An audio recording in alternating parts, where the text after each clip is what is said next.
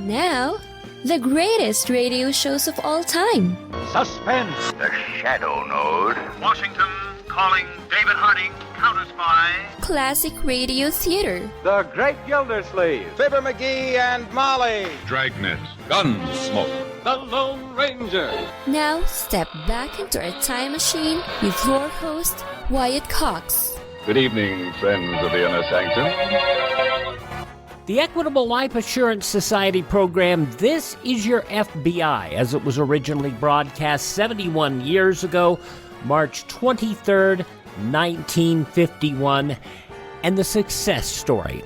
And we thank you for tuning in on this Wednesday, Hump Day. This is the 23rd day of March, 82nd day of the year. We have 283 days remaining. Patrick Henry delivered his famous Give Me Liberty or Give Me Death speech on this date in 1775. After traveling through the Louisiana Purchase and reaching the Pacific Ocean, explorers Lewis and Clark and their Corps of Discovery began their arduous journey back home in 1806. The first recorded use of the word okay as an abbreviation for all correct in the Boston Morning Post in 1839. Elijah Otis's first elevator installed in New York City on this date in 1857. In 1868, University of California founded in Oakland on this date in 1868 when the Organic Act signed into law. The Wright brothers applied for a patent on the invention of one of their successful airplanes in 1903. Teddy Roosevelt left New York for a post-presidential safari in Africa in 1909, sponsored by the Smithsonian Institute and the National Geographic Society. Pakistan became the first Islamic republic in the world on this date in 1956. In 1965, NASA launched Gemini 3, the U.S.'s first two-man flight crew, with Gus Grissom and John Young. John Lennon and Yoko Ono ordered by U.S. immigration on this date in 1973 to get out. Under the law, Mr. Fieldstein could not grant him a change of status to a permanent residence, and instead gave him his application, granted his application for voluntary departure, and fixed a period of 60 days by which Mr. Lennon must effect his departure from the United States. Well, in response, John Lennon and Yoko Ono held a press conference on April 1st at the New York Bar Association, where they announced the formation of the state of Newtopia, a place with no land, no boundaries, no passports, only people. Waving the white flag of Newtopia, two handkerchiefs, they asked for political asylum in the U.S. The press conference filmed. It would later appear in the 2006 documentary The U.S. and John Lennon. Lennon's mind games included the track Newtopia International Anthem, which composed of 3 seconds of silence. The deportation of Lennon, driven by President Nixon, who would resign a little over a year later. President Ford had no interest in continuing the issue. The deportation overturned, Lennon got his permanent green card. In 1983, President Ronald Reagan made his initial proposal to develop technology to intercept enemy missiles. After 112 days with the first artificial heart, Barney Clark passed away on this date in 1983. What does it feel like to have an artificial heart in the chest? Do you have pain, or is it uncomfortable? Not at all. It feels comfortable. The only thing you get used to is, I imagine, is pump. The noise of the pump? But you get used to that. Does that bother you much at sleep? No, it doesn't bother me at all. Barney Clark, the first artificial heart recipient, speaking with reporters. He passed away on this date in 1983 after 112 days with the heart. The Russian Mir space station disposed of on this date in 2001, breaking up in the atmosphere before falling into the southern Pacific Ocean near Fiji. This is a historic moment. It's a bittersweet moment. The Mir can only be thought of as a great success.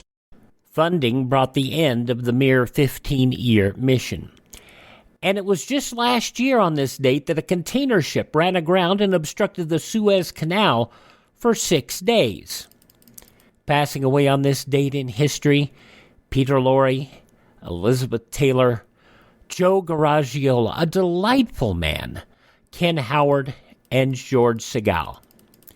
Let's see, Joan Crawford born on this date, as was the physicist engineer Werner von Braun, comedian John Panette. Sadly, he was getting himself back into shape when he passed away in 2014. The Cars' Rick Ocasek, also born on this date in history. The 5-time land speed holder, Craig Breedlove, 85 years old today. Singer Chaka Khan, Chaka Khan, Chaka Khan, Chaka Khan. Chaka Khan, 69 years old. From Felicity and the Americans, Carrie Russell, 46. Blogger Perez Hilton is 44. And country singer Brett Eldridge is 36. Those just a few of the people who celebrate the 23rd day of March as their birthday. And if this is your birthday... Happy birthday to you. Happy birthday to you. Happy birthday, happy birthday. Happy birthday to you.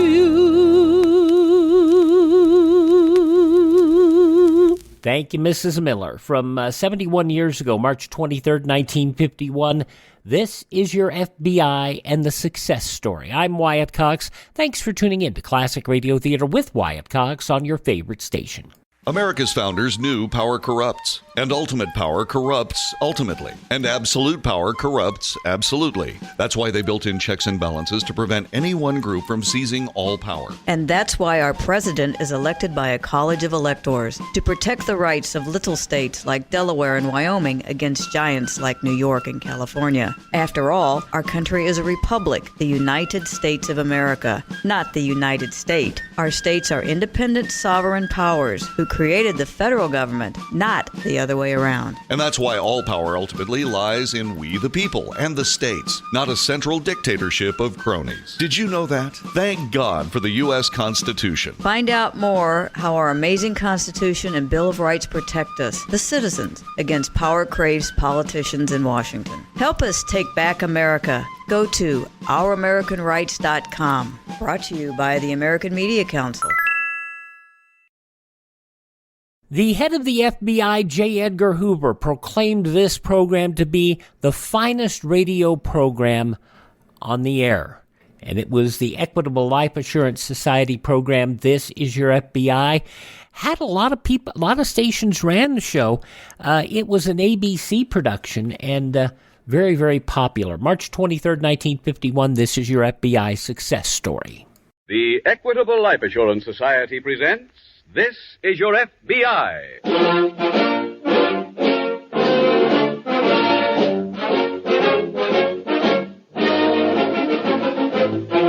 This is Your FBI, the official broadcast from the files of the Federal Bureau of Investigation. Presented transcribed as a public service by the Equitable Life Assurance Society of the United States and the Equitable Society's representative in your community.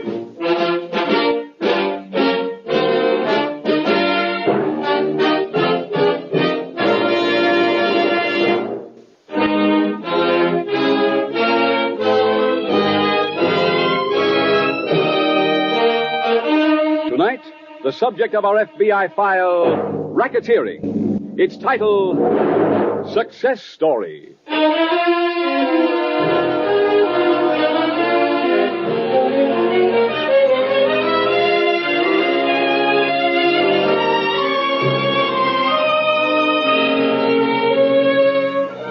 There are no depths to which the criminal will not sink. For example, within the past month, a racket was uncovered where mothers of servicemen in Korea were being asked by a swindler for money to pay for their son's passage home. In another case, a man was arrested on a charge of booking horse bets of 10 cents and up, made by high school boys with their lunch money. Despite the depravity of their acts, though, these men are run-of-the-mill criminals. What of the more successful lawbreakers? The wealthy ones. The ones who have worked their way up the social ladder to the point where they live in good neighborhoods, among decent citizens, to the point where everything about them is the same as the decent persons. Everything, that is, but the source of their income. Tonight's case from the files of your FBI will tell you the story of one of these criminals and of how he owes his every success to you.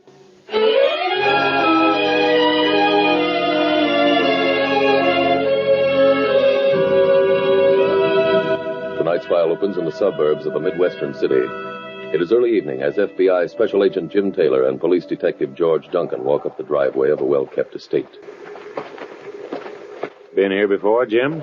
No. Nice little place for a hoodlum. Well, I guess you can afford this when you own a steel company. Hotel chain, fleet of cabs, parking lots, few department stores. But only one swimming pool. Oh? Where's that? Round and back by the badminton court. I didn't know Joe Boone could even spell badminton. Oh, he doesn't play himself. The neighbors have him, and nobody around here can say they've got anything better than Joe Boone. Except manners. I wonder what he'll say when he sees the search warrant. Nobody's ever made him produce his private papers before. Well, he won't be too happy, I bet you. Hey, those are shots. Came from inside. Come on. Yeah. Front door's opening. Yeah. No one coming out. Oh, there's someone in the doorway now. Come on. George, it's Boone. Help me. Help me. I'm shot. Grab him. Well, let's get him back inside. Come on. Leave him. What? Let him die. Look out, Jim. She's got a gun. Don't worry. I took care of him. That's all I wanted.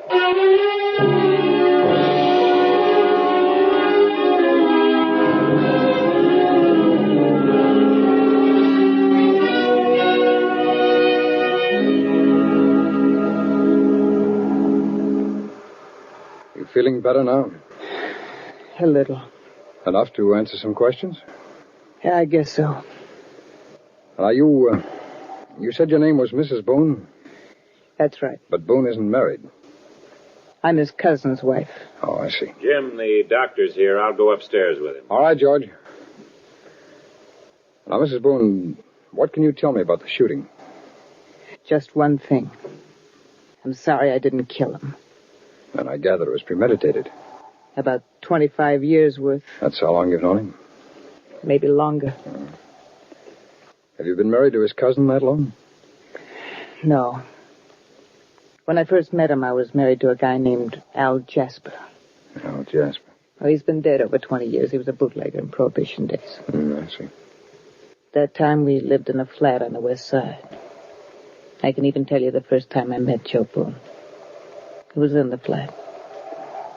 Al was making a fresh bathtub full of gin. I was getting ready to go out. When there was a knock on the door, I answered.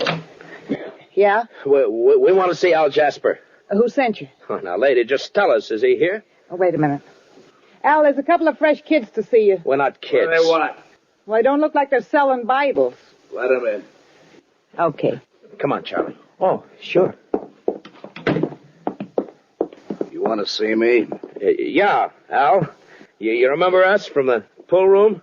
I'm Joe Boone. This is my cousin Charlie. Hi. Oh, yeah. Al, I'm going out. Give me some dough.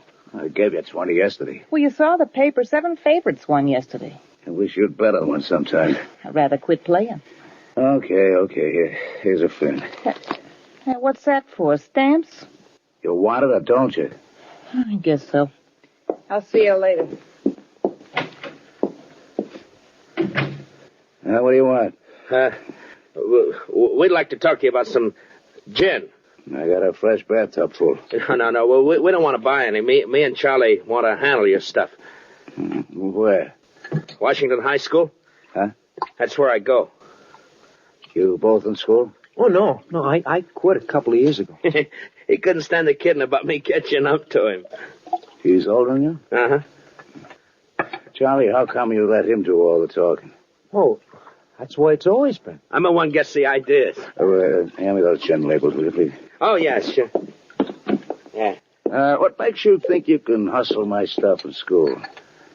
Well, seniors got dances every Friday night, see? The ones that can't steal their old man's flask have got to get their own. And sometimes it's tough. Yeah, how come? Well, half the places that sell it won't let the guys buy it because they're kids. The other half raise the price from $75 to $2 a pint. Guys can't stand that, so they don't drink. Now, if I sell a case for you every Friday night, what's in it for me? How much do you want? I ask you first. You're a little hustler, eh? You want the deal? You can have 2 bits a bottle. Shake. Well, inside of 2 years, Joe, Charlie, and Al controlled the gin market in every high school in the city. Nice boys. Things went that way for a couple of years. And then Joe got caught. He was convicted and sent away for 2 years. When he got out, he wound up at my flat. I didn't even know he'd been... Hiya, Ruth. Joe, I didn't know. I got out yesterday. Well, come on in. Thanks. Gee, it's good to see you. Hey, things look different in here. No more bottles around. No more gin in the bathtub. Yeah, I heard about Al. Who killed him? I don't know. Did you try to find out? Yeah, but I didn't get any place. Well, now that I'm out, we'll... He's been dead a year now, Joe. I'd rather forget about it. Have you seen your cousin Charlie? No, not yet. He should be by here later. You see much of him? Oh, a couple of times a week. Is he trying to make a move? What's that to you? Nothing. Ah, you lost some weight. I'm back hoofing. Where? A Century Burlesque. You need dough? Well, I ain't working 'cause I like it. Oh, maybe I can put you back in shape, huh? Oh? How? You remember all those lists of customers that Al had? Sure. Where are they? There's a whole trunk full of his junk in the other room. Well, let's take a look. What do you want them for? They might be worth dough. To me or you? Well, if I can find them and get a line on where Al picked up his alky, The alky was my connection. Can you still get it? All I need. Well, good. Charlie can make the stuff, and I'll go get all of our old customers. Where do I come in? You get a piece of the action. How much? We cut it down the middle. By 1928, he and Charlie had the west side to themselves. In 29, they took over the east side. In 30, they branched out and handled the city. Everything was going great. That is, till one day Charlie met Joe at his office. Charlie, we're branching out.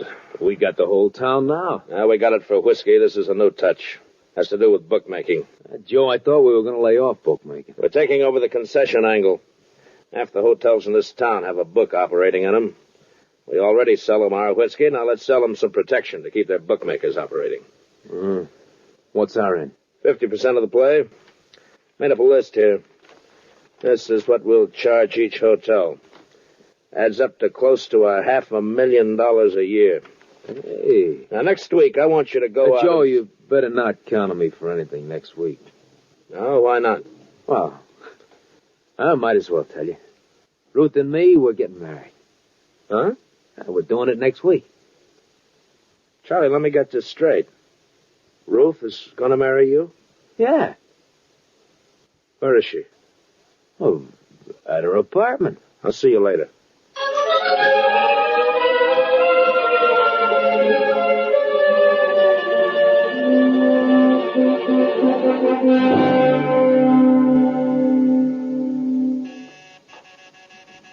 Just a minute. Hi, Joe. Come on in. Ruth, Charlie just told me. About us? Yeah. You're not marrying him. Who said so? Me. What have you got to do with it? Look, I've worked hard to build the business to where it is, and I'm not going to have you step in and ruin it. What are you talking about? I asked Charlie to do something for me next week, and he says I better not count on him because he's getting married. That's a new answer, ain't it? He's getting married, so everything's got to stop. Look, Joe... I ain't finished. I cut you in for 50% when we started. I gave Charlie 25. You know what that means? Well, I'll tell you. You two will have 75% between you, leaving 25 for me.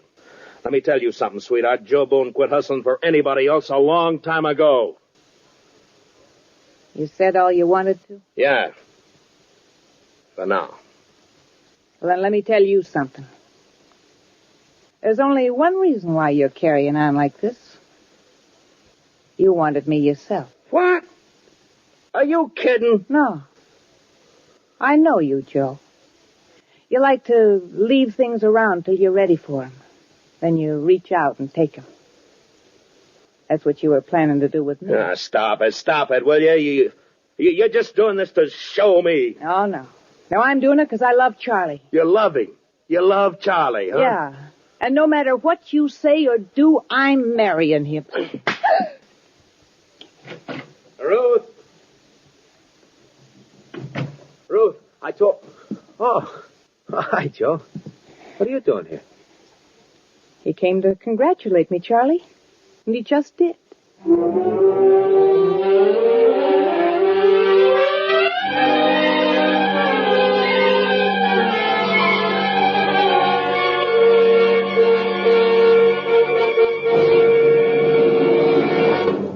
We will return shortly to tonight's case from the official files of your FBI. FBI Chief J. Edgar Hoover called this the finest dramatic program on the air. This is your FBI. I'm Wyatt Cox. You're listening to Classic Radio Theater with Wyatt Cox. This originally broadcast March 23rd, 1951. After this break for your favorite station, we'll hear the news from that date in history. That's coming up next. Let's see, if something costs less, but people are happier with it, that sounds like something to look into, and that's MediShare. Maybe you've heard switching to MediShare to pay for healthcare can save the typical family $500 a month, and that's huge, but it's also true that people are way more satisfied after making the switch, too. The customer satisfaction rate for MediShare is double that of the typical health insurance plan. Double. MediShare works. It's been around for more than a quarter century, and members have shared more than $3 billion of each other's bills. People love having telehealth and a huge nationwide PPO network. So, yeah, you can save a ton and like it better. Imagine being happy with how you're taking care of your health care. So if you're self-employed or part of the gig economy, or you just want a plan you're happy with, you can call right now and get a price within 2 minutes. A very, very smart use of 2 minutes. Here's the number you need. 833-34-BIBLE. That's 833-34-BIBLE. 833-34-BIBLE.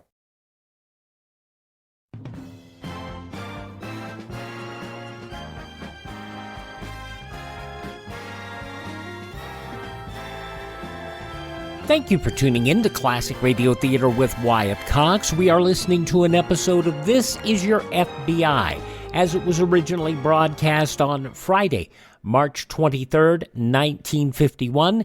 In the newspapers of that Friday, 71 years ago, these were some of the headlines. Jake Greasy Thumb Gusick, the pudgy paymaster of the notorious Chicago Capone Syndicate, refused to answer questions for Senate crime investigators yesterday and was slapped with a contempt citation that could send him to jail for years. The fat little racketeer also placed under $10,000 bail, which he put up almost immediately to assure his reappearance before the Senate Crime Committee March 30th.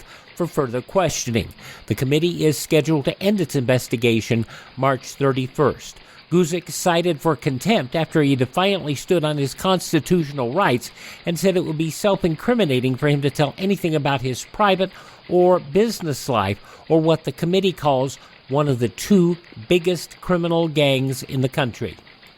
He chanted, "I refuse to answer, I refuse to answer," as the committee asked for his age, his brother's name, his hiding place for the past 6 months, and his whereabouts when several people were killed. William O'Dwyer refused yesterday to resign as ambassador to Mexico under fire of perjury and income tax investigations growing out of the Senate crime hearings. Meanwhile, O'Dwyer's old friend, James J. Moran, resigned his New York City job. Dr. Alberto Gaius Paz, editor of the government-seized independent newspaper La Prensa, declared a fugitive from justice yesterday in Argentina. A congressional committee appointed to take over the newspaper and investigate its activities issued the declaration and ordered federal police to exhaust all efforts to bring about the capture of the editor of La Prensa because it is essential that he be questioned. The Defense Department said yesterday it will begin meeting its manpower commitments to General Douglas MacArthur next month and simultaneously revealed it hopes soon to discharge all inactive reservists.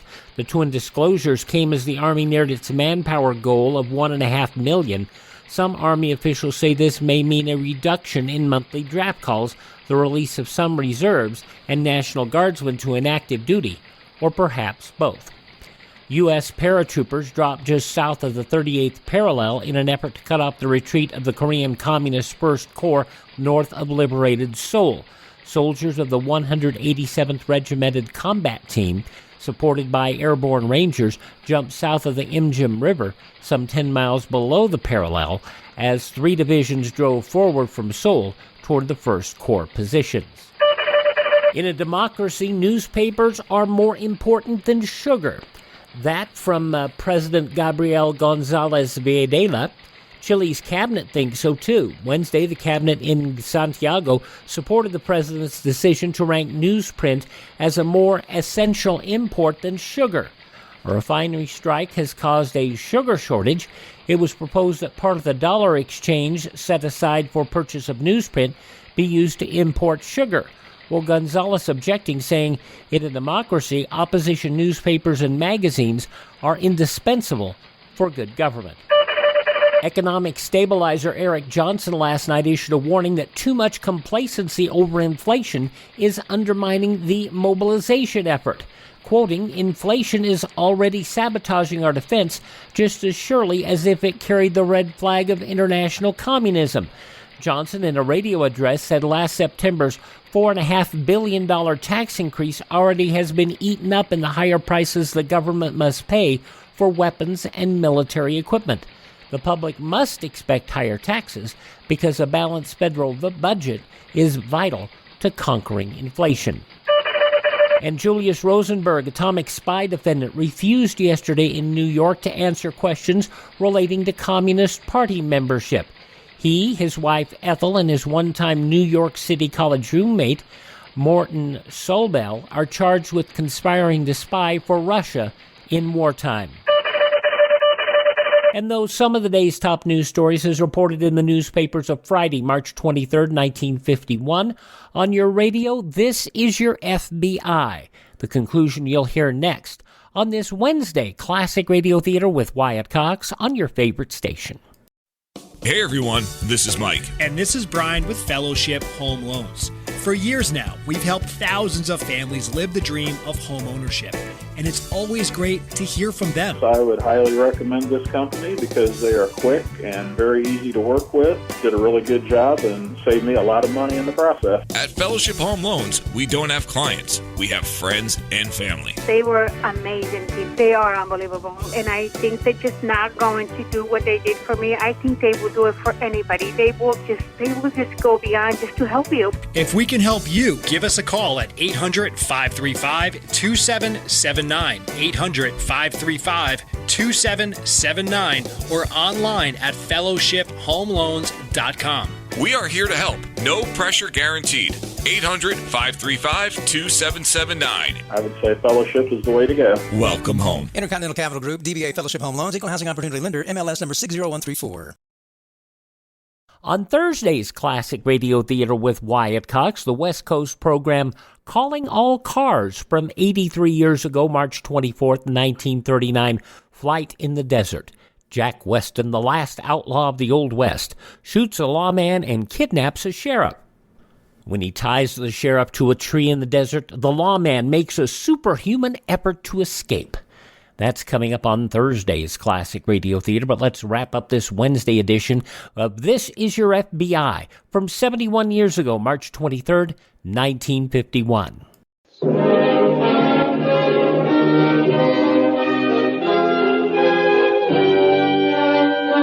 And now back to the FBI file, Success Story.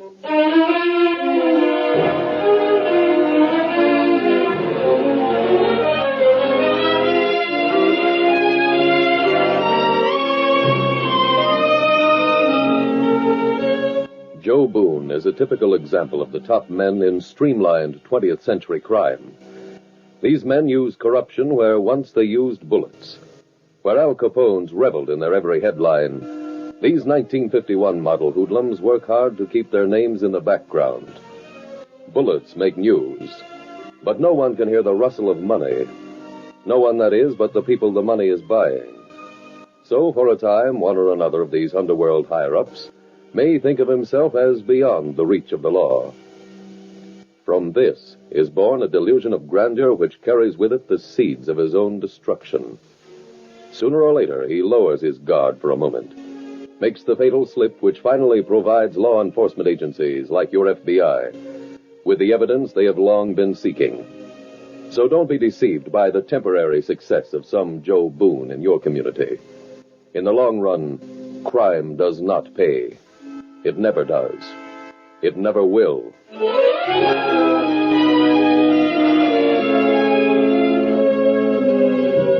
Tonight's FBI file continues in the living room at the Joe Boone estate. Pardon me, Mr. Taylor. I'm Dr. Haskell. Oh, hello, Doctor. How's Boone? I'm afraid he's too sick to move. Is he going to live? Well, it's a 50-50 proposition. He won't die. He's too lucky. I must say he made me a flattering offer. He said he'd give me a piece of his taxicab company if I'd save him. Well, that sounds like Boone. Your detective friend asked me to tell you that the police stenographer is here, but Boone isn't making any statements. Oh, fine, thanks. And, Doctor, would you mind telling him to let me know if he does? Surely. Thank you. Well, got to get back upstairs. Now, Mrs. Boone, what happened after you married Charlie? Well, he and Joe stayed on being partners. When Prohibition was over, they moved on to other rackets. Well, for instance? Things like bar supplies. If you owned a saloon any place in the city, you had to get peanuts, jukeboxes, cigarette machines from them. Mm-hmm. Did you ever have any further run-ins with Joe? No. I'd only see him when I'd have to. Should have known better, of course, but he acted like he'd forgotten the whole deal. Till one day last year when Charlie went to Joe's office. Hello, Charlie. How are Ruth and the kids? Joe, we got trouble. No, what? A guy named Harding over on the east side has given us a bad time. He owns 8 saloons, and he canceled us out. Why? Well, that last boost we put on the prices. He's buying supplies out of town now. Well, 8 saloons. Let him go. But, Joe, that ain't all. He's bringing in his own jukeboxes and machines, and I hear that he figures he can start pushing them into other places around town where the guys are sore at us. Oh. Well, that's different. Joe, maybe if you had lunch with him like you did with that guy 2 years ago? No, I can't, Charlie. Well, why not? I'm trying to get the other stockholders in the steel company to sign over their proxies to me. How'd it look if I try to pressure a saloon keeper and he complains to the papers? Have you talked to this Harding yourself, Ed? A dozen times. Yeah. I saw something in the papers this morning about Chalky Lee being picked up for vagrancy. He's out. Are you sure? One of the boys just told me. Mm-hmm. All right, get hold of him. Have him give Mr. Harding the treatment. I know about the Harding case, Mrs. Boone. Chalky Lee drove Harding across the state line before he gave him that fatal beating. That's how we got in on the case. Oh. Oh, Jim. Oh, yeah, George. Any news? No change in his condition. I thought maybe I'd go try to find his private papers. That's a good idea. Mrs. Boone, would you know where they might be? There's a safe behind the picture in his bedroom. The combination's engraved inside the case of his wristwatch. Thank you. George, see if you can find anything about an Acme and Zero Novelty Company, will you? Who were they? Well, that's the firm Chalky Lee said hired him to beat up on Harding. Oh. Company's a dummy corporation, but from what the accountants at our office tell me, the stock is held by a holding company, and that's also a dummy corporation. Mm-hmm. There are crisscrosses of voting controls in one firm being held by the preferred stockholders in another, and manipulations we haven't completely analyzed as yet. In fact, I didn't get the whole picture even after I visited Boone at his office. You comfortable in that chair, Mr. Taylor? Yes, thanks. Good.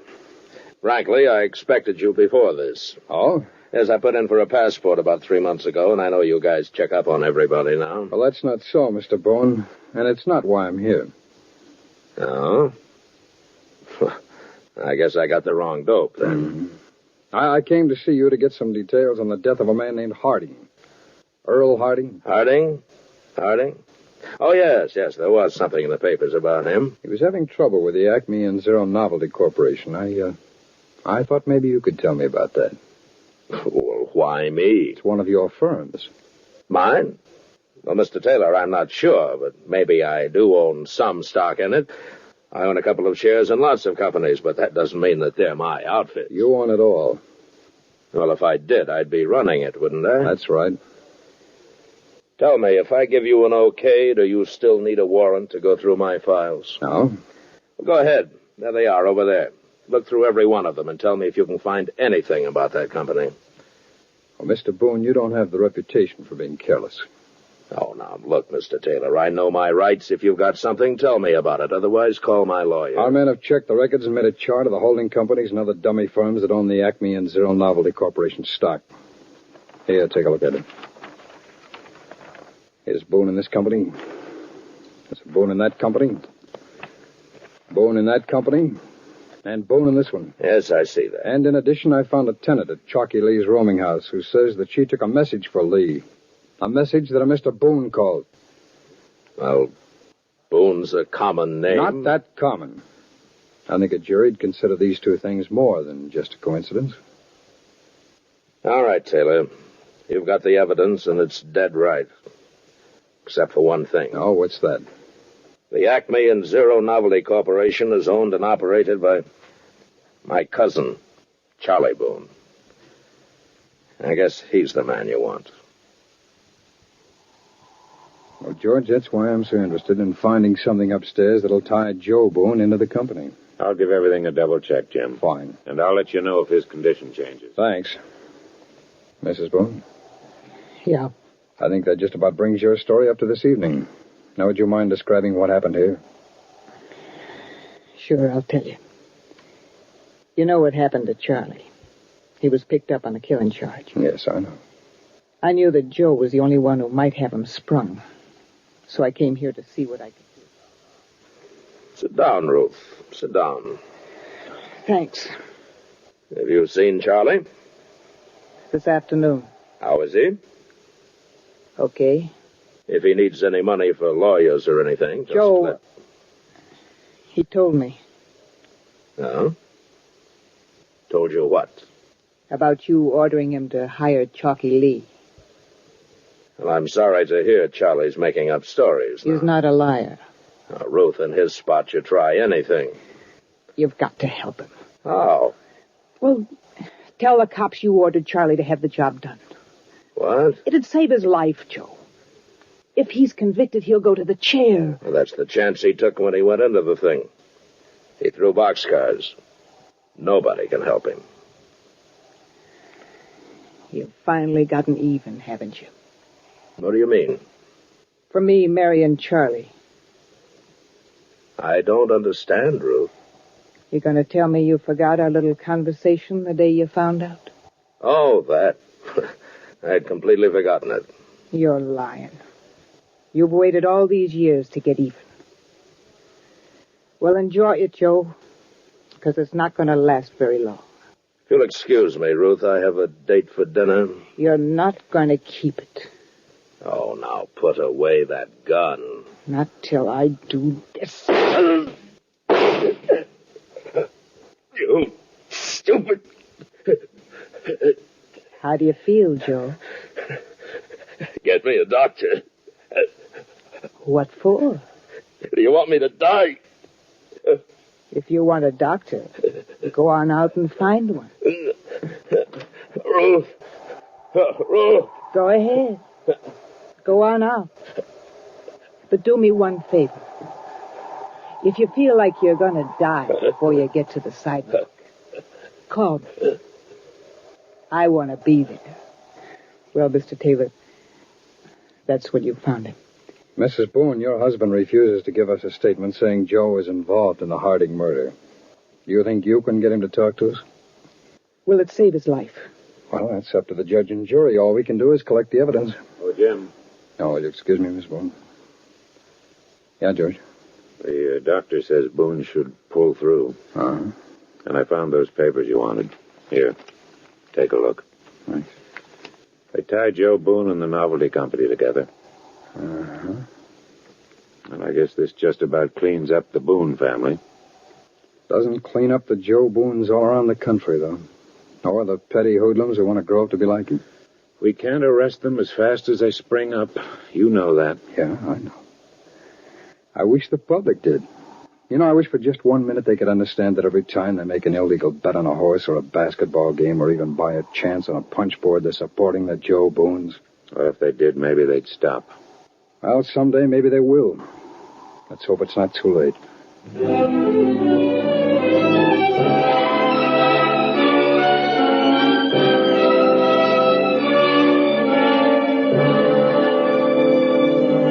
Joe and Charlie Boone were both convicted in federal court on a charge of kidnapping and sentenced to life imprisonment. Ruth Boone was convicted in state court of assault with intent to kill and received a 5-year sentence. The things Special Agent Taylor told George Duncan are unfortunately all true. You finance the seeming respectability of the Joe Boones of the nation with your contributions, and also because of your indifference to community problems. No one else but you, the people, can prevent these hoodlums from walking the streets as free men.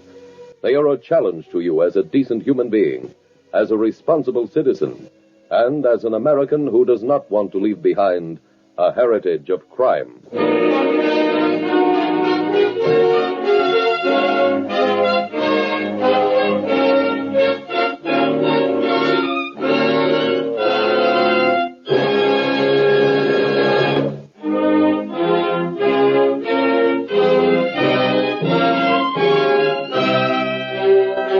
Next week, we will dramatize another case from the files of the Federal Bureau of Investigation. Its subject, espionage. Its title, The Saboteurs. The incidents used in tonight's Equitable Life Assurance Society's broadcast are adapted from the files of the Federal Bureau of Investigation. However, all names used are fictitious, and any similarity thereof to the names of persons living or dead is accidental. Tonight, the music was composed and conducted by Frederick Steiner. The author was Jerry D. Lewis. Your narrator was William Woodson, and Special Agent Taylor was played by Stacey Harris. Others in the cast were Anthony Barrett, Bill Conrad, Joe Gilbert, Ed McDonald, Henry Morgan, and Vic Rodman. This Is Your FBI is a Jerry Devine production.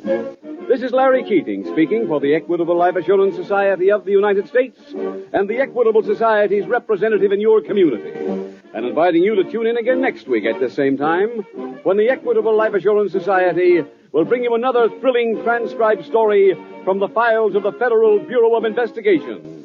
The Saboteurs on This Is Your FBI. Couple of notes from the show. You heard them refer to Bill Conrad.